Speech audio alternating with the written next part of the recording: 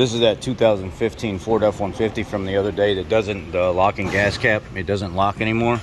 And it was throwing a check filler neck code, even though that wasn't the problem. It was actually the purge valve that was the problem, and we fixed that. But here's the part number that you need. It's a BL3Z 9B325C. Here's the old part.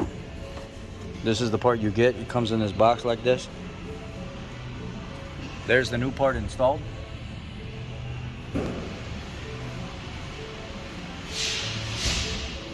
Or the option to replace that fuel tank filler neck, so at least he has a locking cap. But the main problem 99.9% of the time when this stuff happens is always the purge valve. It's actually not really the vent valve that much or the fuel tank filler inlet that much. Almost always the purge. This assembly is, it's going to come out as one unit, and it sits right here.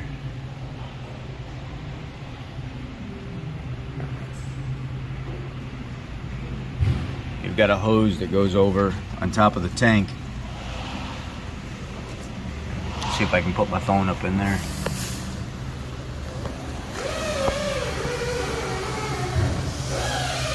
And that hose has to be unclipped from the tank. Get a pull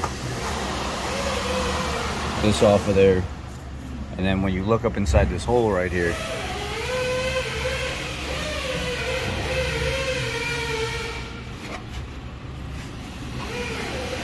you got a bolt right here, 10 mil that's got to come out. And then just fucking smacked my head right here where this cleaner spot is. So I took Ray's advice and I actually just ordered a ball cap, baseball cap style, or baseball cap hard hat. The line that you want is this line right here. It's got a locking tab that you got to unlock, and then you got to push it in once you unlock it. You may have to put this phone down because it's going to be hard for me to do both.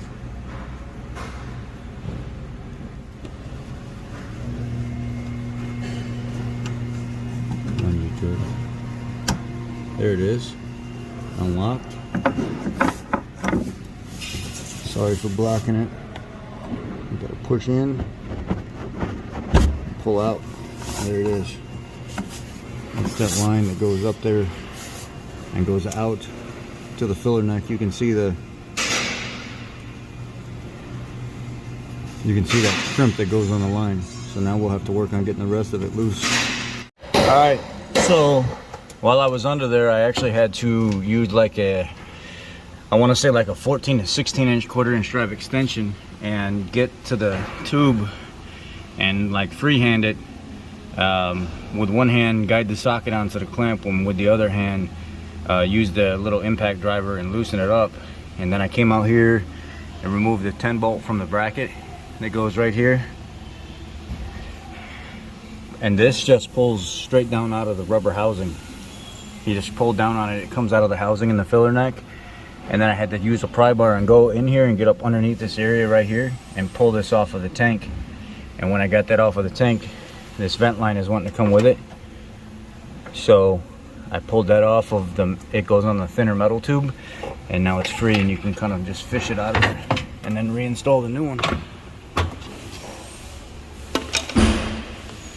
I'll show you a little bit more. See the little locking, the plastic locking tab right there when you try to stick your finger in there? This won't let me push that flap down, so it's locked and secured until you put a fuel nozzle in there. The old one,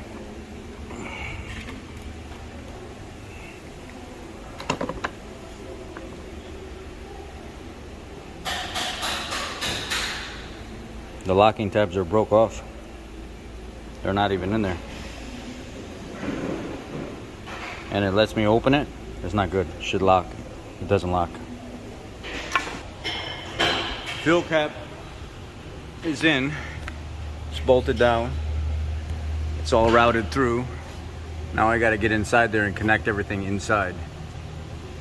What I did was I put this corner in first and let the hose rest up. You can see my rub marks right there where the hose is just barely rubbing. And then I pulled the filler neck down and then slid it up into the open hole right here.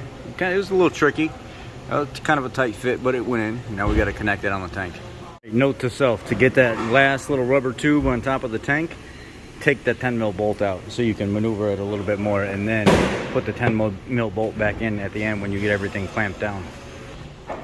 This was my setup. It was my M12 Milwaukee driver, and then what is that, 12 inches, a 12-inch extension, quarter-inch drive extension, and then I used a Mac off-brand Expert 6 swivel quarter-inch drive socket. It saves me.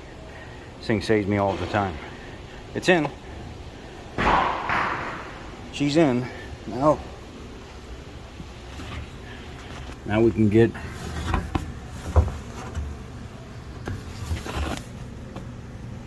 there's the new line. Flipped in, locked in.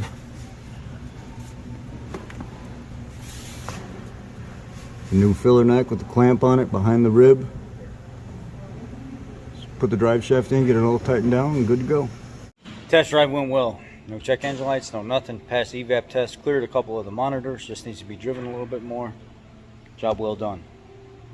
Check fuel inlet. Most of the time it's going to be a purge valve. But if you've got a bad filler neck, it's more beneficial to just go ahead and replace the filler neck while you're there as well, but not necessary.